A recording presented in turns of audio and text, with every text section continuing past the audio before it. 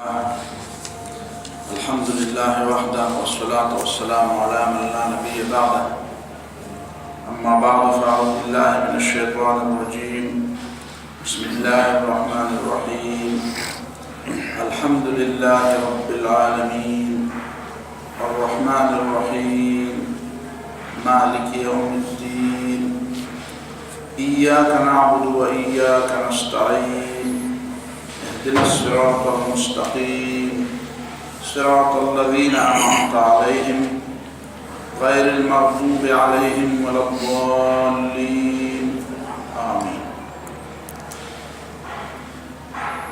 سورہ الفاتحہ یہ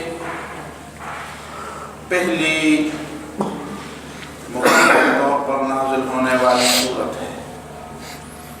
اس سے پہلے بعض دوسری صورتوں کے کچھ حصے تو نازل ہوئے تھے، لیکن مکمل طور پر پوری صورت جو ایک دفعہ نازل ہوئی وہ یہی سورۃ فاتحہ.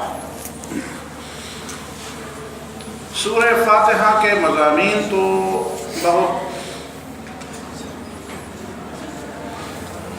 مستقل طور پر اور بہت طویل اور بہت عریض اور بہت گہرے مضامین کی حامل ہے، لیکن اس میں جو بنیادی بات سمجھائی گئی ہے وہ ہدایت کی دعا ہے. اور ایک دعا سمجھائی گئی ہے. ظاہر ہے کہ انسان کی ضرورتیں اور اس کی خواہشیں اور اس کی تمنائیں تو بہت زیادہ ہوتی ہیں، لیکن اسے سمجھایا گیا ہے کہ اس ایک تمنا کو ساری تمناؤں کا مرکز بناؤ اور باقی تمام ارمانوں اور تمام تمناؤں کو اس ایک تمنا اور آرزو سے قربان کرو.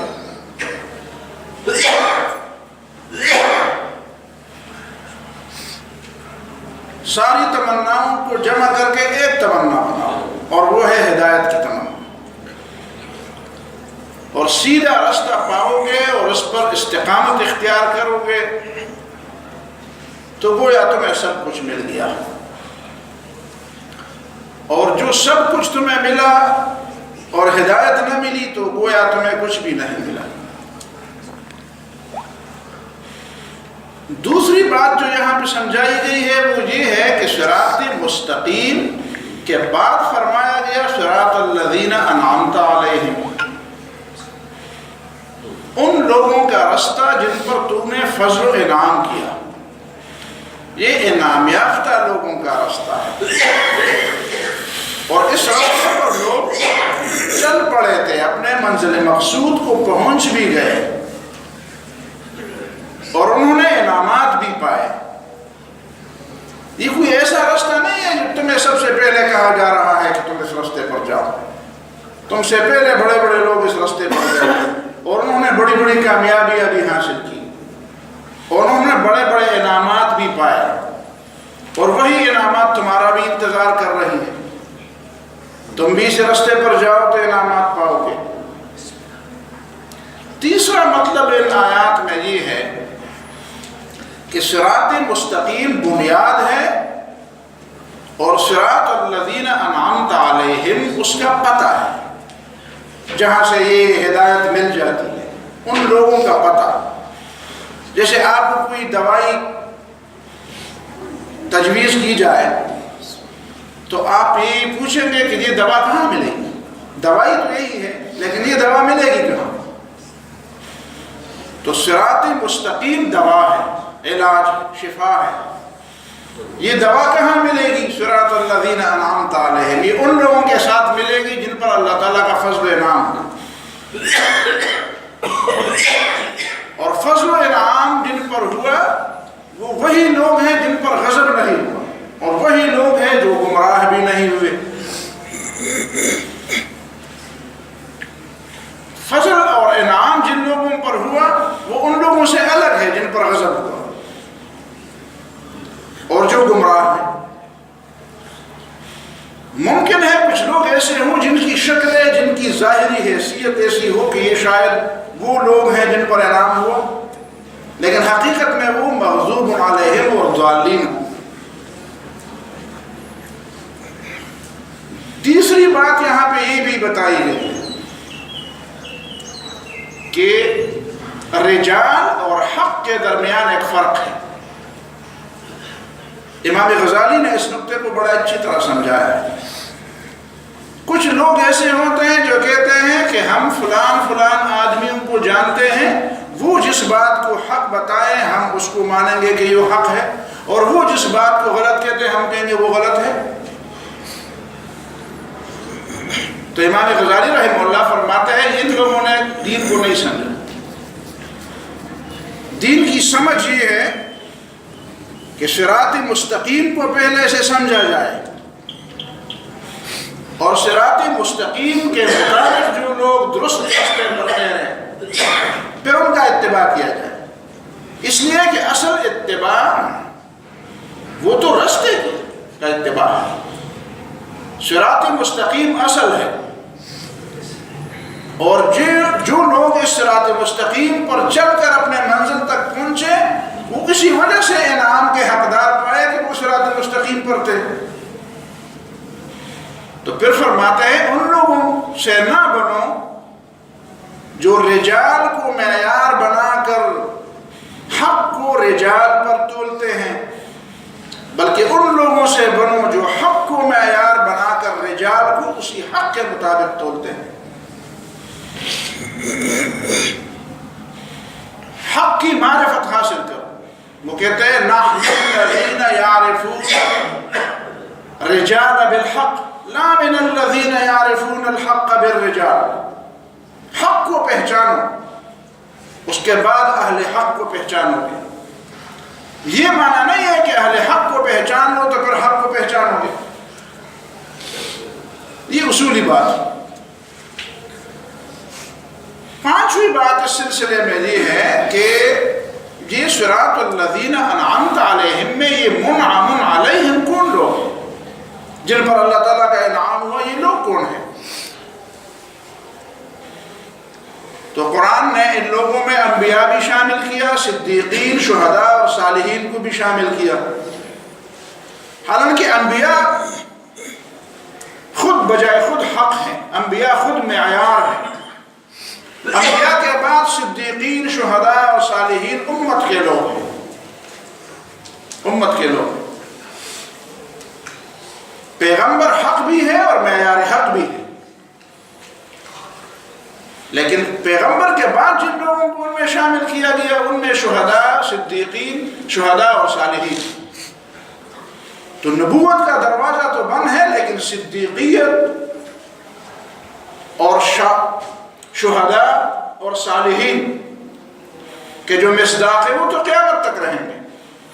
ان کا دروازہ بند نہیں کیا گیا.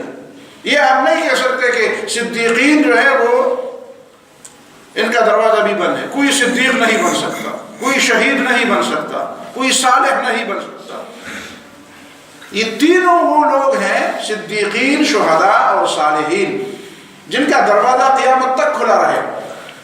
اور ہر زمانے میں ایسے لوگ ہوں گے کہ جن کا اتباع کر کے آپ سیدھے راستے پر اور اللہ تعالیٰ کی رضا تک پہنچ سکتے ہیں، لیکن بشرطے کہ وہ صراط مستقیم کے دائرے کے اندر.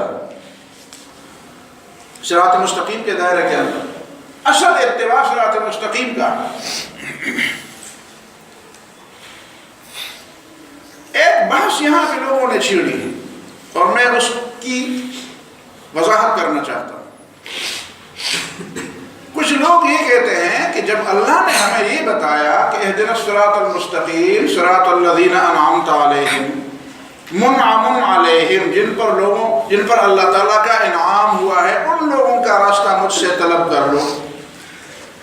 تو اس اللہ کے بندے نے یا بے سمجھی میں یا ممکن ہے کسی دوسری غرض سے، نیتوں کا حال تو اللہ تعالیٰ جانتا ہے، اس نے یہ بیان کرنے کی کوشش کی ہے کہ نعوذ باللہ ثم نعوذ باللہ قرآن ہمیں یہ بتاتا ہے کہ تم یہودیوں کا راستہ اور بنی اسرائیل کا راستہ مانگو مجھ سے.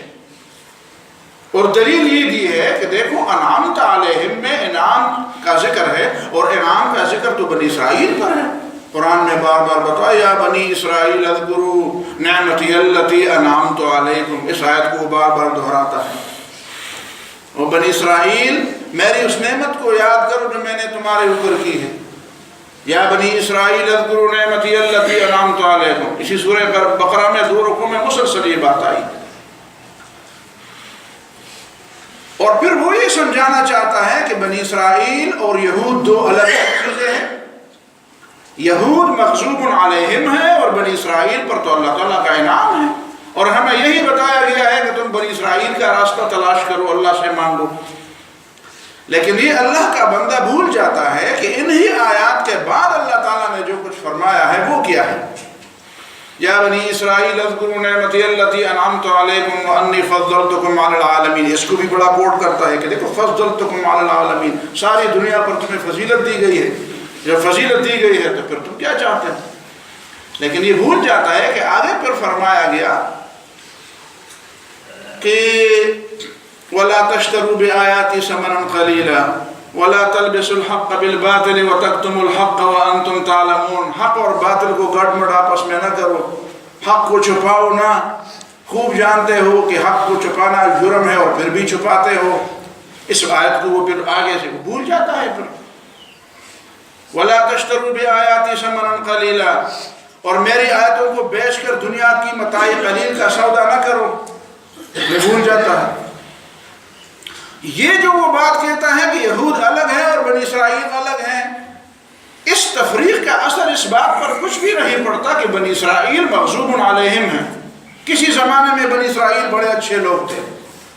قرآن نے فرمایا اِذْ جَعَلَ فِيكُمْ أَنْبِيَاءَ وَجَعَلَكُمْ مُلُوكًا وَآتَاكُمْ مَا لَمْ يُؤْتِ أَحَدًا مِّنَ الْعَالَمِينَ، اللہ نے ان میں پیغمبر بھیجے، ان کو زمین میں بڑی قدرت اور قوت بھی عطا کی اور نعمتوں کی بارشیں کر دی ان کے اوپر۔ لیکن پھر کیا ہوا؟ پھر یہ ہوا کہ انہوں نے اللہ تعالیٰ کی نعمتوں کو جھٹلایا، اللہ تعالیٰ کے انبیاء کو قتل کیا۔ یہ کن لوگوں نے قتل کیا؟ وہ یہ فرق کرتا ہے کہ یہود الگ ہیں اور بنی اسرائیل الگ ہیں۔ ہمیں کوئی بتایا جائے کہ رسول اللہ صلی اللہ علیہ وسلم کے زمانے میں جو لوگ تھے جن کو قرآن کبھی یہود کہتا ہے، کبھی بنی اسرائیل کہتا ہے، کبھی اہل کتاب کہتا ہے، تو یہ 3 الگ الگ فرقے تو موجود نہیں تھے، وہ تو یہی ایک چیز کی ایک فرقہ تھا جس کو کبھی اہل کتاب کہا جاتا تھا، کبھی ان کو یہود کہا جاتا تھا اور کبھی ان کو بنی اسرائیل کہا جاتا تھا۔ لیکن قرآن مجید نے صرف یہ نہیں کہ بنی اسرائیل کے عنوان سے ان پر نعمتوں کی بارش کی بات کی ہے، بنی اسرائیل ہی کے عنوان پر قرآن مجید نے ان پر لعنتوں کی بات بھی کی ہے۔